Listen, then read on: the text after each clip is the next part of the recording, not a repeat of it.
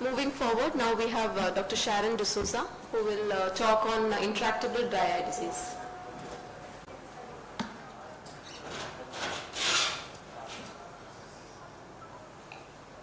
Good afternoon, everyone. So we've had a series of excellent talks, and I must say what I'm going to be speaking is pretty much a summary of everything you've heard, because dry eye is such a wide spectrum of a condition that you can't really pin it under that one heading.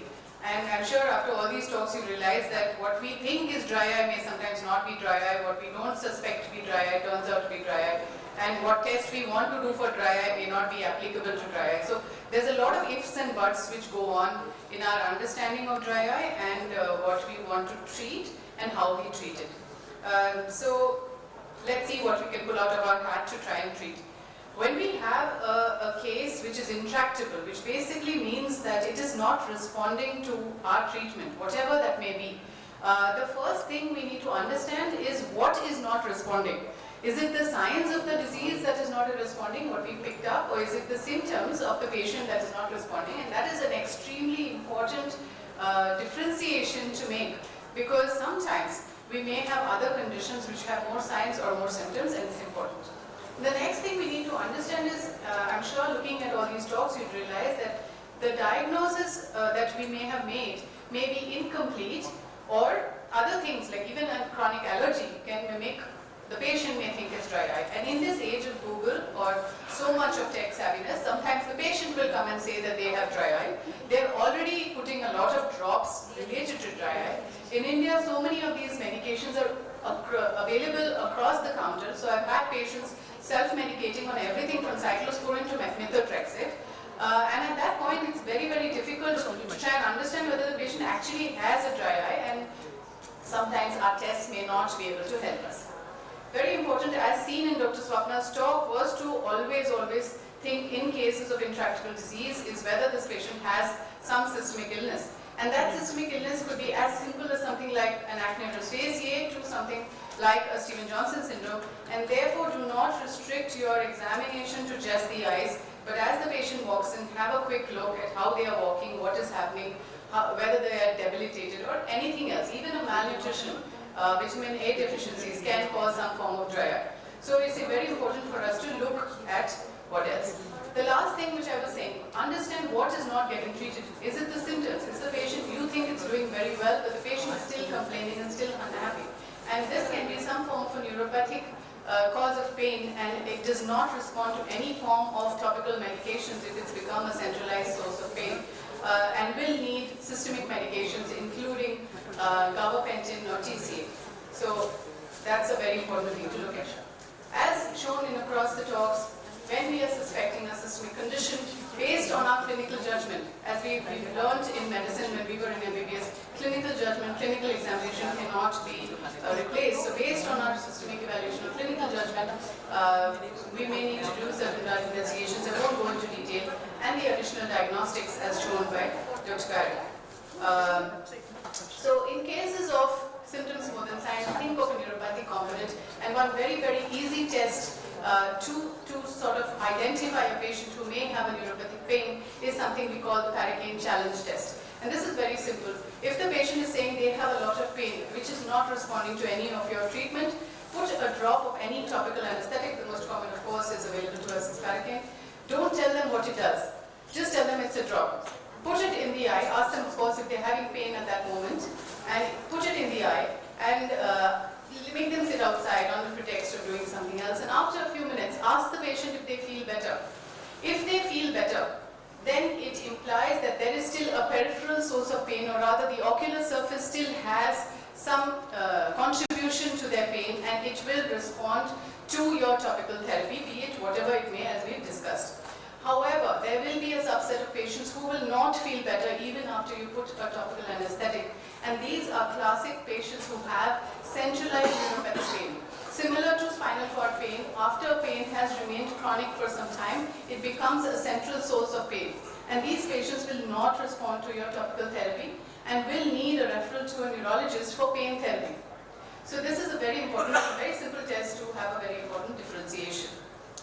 When we are treating dry eye, of course, we have the basic principles of we are trying to save whatever tears are there. We want to supplement it in whatever means we have available to us, enhance the tears, the quality of tears that we may have, correct any structural problems that we may be having, and protect the ocular surface as much as possible. Management as per the cause is the dictum. So irrespective of the type of dry eye, we know a few things to be true. One is there will always be inflammation associated, whether we see it or not. Dry eye, as by definition now, has inflammation associated. So you have to treat that inflammation very, very hard. It may be by short courses of topical steroids, other medications like cyclosporin, sometimes tacrolimus, sometimes systemic immunomodulation, but very, very important to treat that if we want to break that cycle of inflammation and make the patient feel better and see some clinical changes. Sometimes they may need an immunologist referral, or if you are competent enough, you can start the systemic immunotherapy as Dr. Swapna was showing. A very, very important disease bracket are the cicatrizing disorders. Sometimes, the patient may have had an aborted Stevens-Johnson syndrome or something very subtle, a very early OCP. And these changes, unlike what we believe to be, florid change, a lot of symplepharon, corneal shortening, sometimes they will be very, very subtle. Even patients who've had a very, very severe conjunctivitis, just a simple conjunctivitis, but a severe form of conjunctivitis can have scarring subconjunctivally, and if you invert the lid, you will see that. And because of the goblet cell damage or some damage to the lacrimal openings, the duct openings, they can have forms of dry eye. And one very interesting and very nice test which was described by Dr. Swati from AIOC is the DAT, so the direct assessment of tear secretion, which is a very simple test. You just lift the upper lid, ask the patient to look downwards and to the side, and put your fluorescein strip there in the corner where you know the lacrimal gland to be. And you will see the secretions of the tears, just like how we check for a Seidels test. You look for the dilution of the dye, and it's a beautiful test to actually know whether the ducts are functioning. Your gland may be fine, but if the ducts are not functioning, you'll still have a problem there. Take a detailed history of any triggers, systemic medications, even glaucoma medications. Really, really chronic and notorious for causing problems on the ocular surface, which again come under the bracket of dry eye, but are not really a classic dry eye. When we have to do the management, autologous serum is something which has been invaluable in this subset of patients, especially in those who have very severe aqueous deficiency dry eye and also filamentary keratitis. It has its own challenges, which I will just talk for. So where possible, please use preservative-free medications and the other therapies which have been discussed across. So autologous serum, a few things that we must remember. It does work well, especially in severe aqueous deficiency dry eye. It's very rich in nutrients and anti-inflammatory factors and wound healing properties. There is a slight caveat to it. When there is an autoimmune disease like, say, Sjogren's syndrome or some of the other autoimmune disease, we know that it is a systemic condition. A school of thought says that if we take that person's autologous serum, it may still have some of the known autoimmune factors which may not work as well. But that being said, we still use it in patients who have Sjogren's and they do respond well. You need a little bit of a setup to make the autologous serum, so it cannot be just made in a clinic because the blood collected, even though collecting a peripheral blood sample is easy, it needs to be centrifuged and made under very sterile conditions to ensure that the patient does not develop an infection.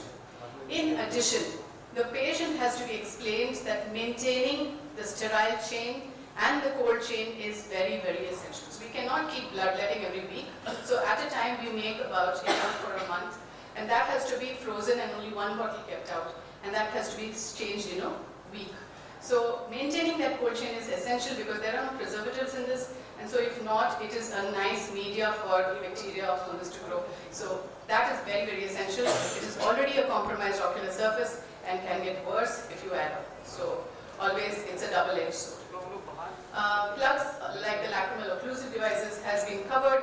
The main thing which we need to know is what we call punctal plugs. Most of the time now we are using intracanalicular plugs, but in a patient who doesn't have very severe dry eye, or you think they may benefit, you can try a temporary plug which can be a collagen plug, or earlier we used to get catgut sutures which you can place in the puncta and check if the patient feels better in 2-3 weeks, and then go ahead with anything like a more permanent solution. Of course, in the very, very severe cases, frontal cautery is the way to go, as we saw. I won't go into the steps of insertion. Minor salivary gland transplant is a very, very useful technique. It is slightly cumbersome, but anyone who's doing mucous membrane transplants can go ahead and do it. There are some modifications in technique, like anchoring it to the muscle to ensure that it retains its vascularity and doesn't atrophy. So those things have to be kept in mind. And it won't work in patients who have Sjogren's because, again, even the sublingual glands and salivary glands may be affected by the Sjogren's syndrome. The last thing I wanted to check, we've gone over the procedural therapies, so I don't need to go into it, but do remember that the biggest advantage that many of the procedural therapies have now is that even though we are looking at it as it's treating MGD, it's pressing out the secretions, it may be heating up the glands, all of that. But the biggest advantage, and we have shown that categorically in our work, is that it reduces inflammation on the surface. And that is how these therapies in any form, even if you're doing warm compress, it is not just about changing the secretions, it is how we are improving the ocular surface, and that's how these patients are feeling better. Scleral lenses are invaluable in patients with intractable dry eye and really, really help. The large diameter lenses are what we're looking at in these patients with rose lens, and so we really need to give them the option when they are not able to do anything else. I won't go into too much detail, but this slide I think is extremely important. OCP is a seriously underdiagnosed condition, and early cases can be very subtle and easily missed.